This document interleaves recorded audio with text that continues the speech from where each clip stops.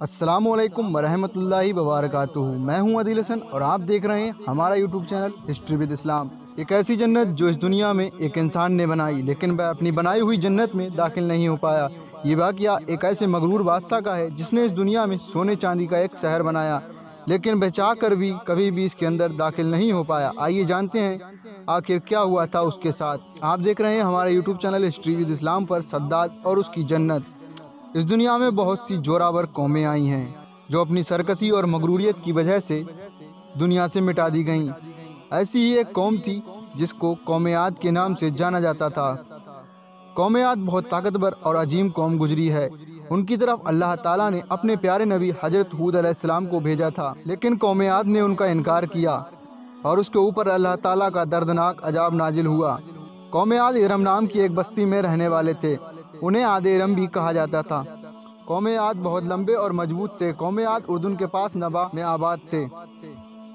یہ لوگ بہت ہی لمبے اور مضبوط ہوا کرتے تھے۔ ان لوگوں نے اپنی طاقت اور قوت کے بل سے پورے یمن پر قبضہ حاصل کر لیا تھا۔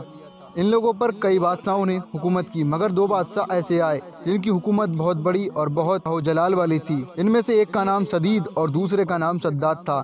یہ ایک دوسرے کے بھائی تھے اور ان لوگوں نے اپنے زمانے میں بے شمار لشکر اور خزانے جمع کیے تھے۔ یہ دونوں بھائی ارم بن سام بن نوح کی اولاد میں سے تھے۔ ان کی حکومت عمان، یمن، اردن اور شمالی عرب کے علاقوں پر تھی۔ جب سدید کی موت ہو گئی تو پوری حکومت سداد کو مل گئی۔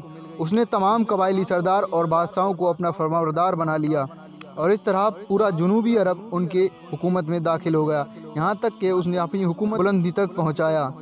اس حکومت نے اسے اتنا متکبر اور مغرور بنا دیا، اس نے خدائی کا دعویٰ کر ڈالا۔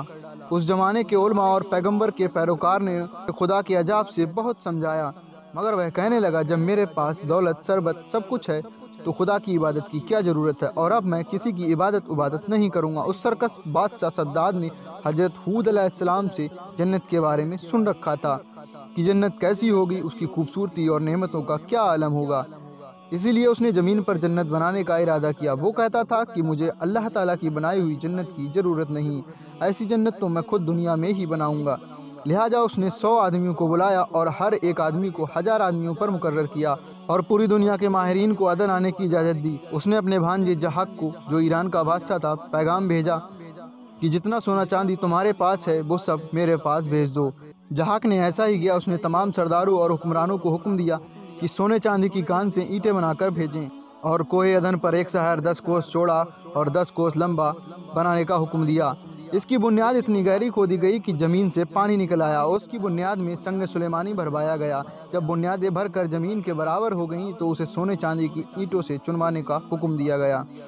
ان دیواروں کی اونچائی اس زمانے کے حساب سے 100 گز رکھی گئی تھی۔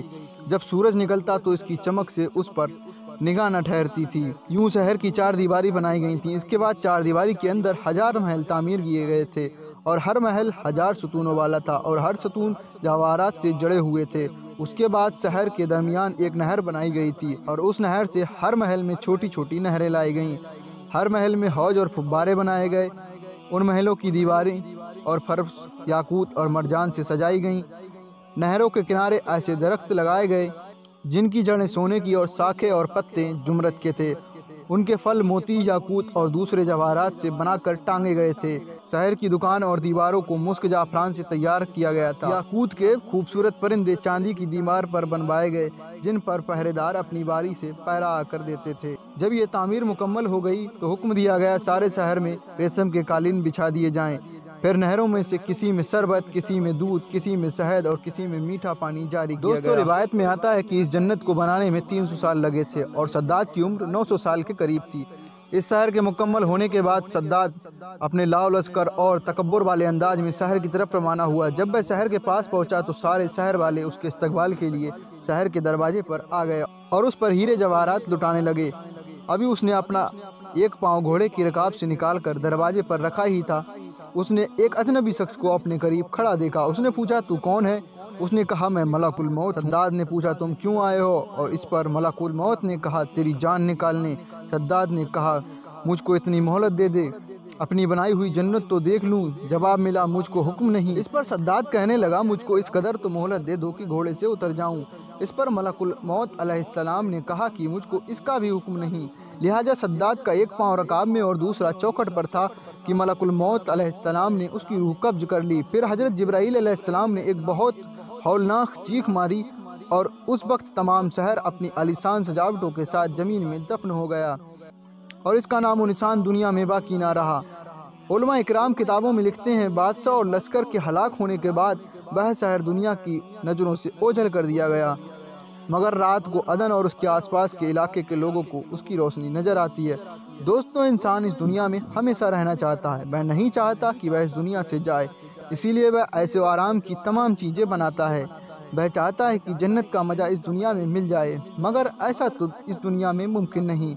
जो इस दुनिया में आए हैं उसे एक ना एक दिन इस दुनिया से ज़रूर जाना है। इसीलिए हम सबको चाहिए इन बाक़ियात से सबक हासिल करते हुए अपने आने वाली ज़िंदगी के लिए अल्लाह तबारक ताला से खूब दुआ करें और अल्लाह ताला हम सबको तकब्बुर से बचाए। आमीन सुम्मा आमीन। उम्मीद करता हूँ आपको आज का हमारा वीडियो पसंद आ गया होगा।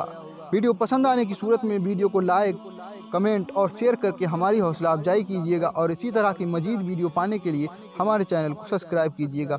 मैं मिलता हूँ आपसे अपनी अगली वीडियो में, तब तक के लिए अल्लाह हाफिज़।